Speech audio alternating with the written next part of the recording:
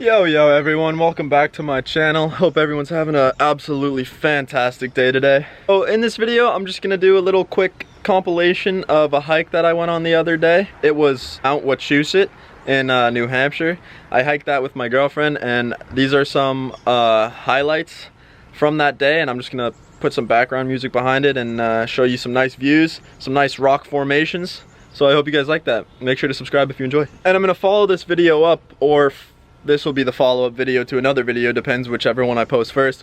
But there's gonna be a sequel. It's gonna be a Hilltop Talks motivation video, just talking about how on a rest day, if you should really rest or if you should do something active.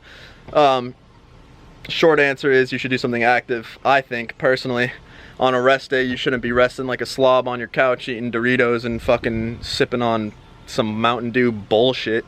You should be out and about, still getting active, just not contracting the muscles to their absolute peak like you would be doing on a normal training day. So if you want to watch whichever video is next, click somewhere up there, and yeah, hope you enjoy.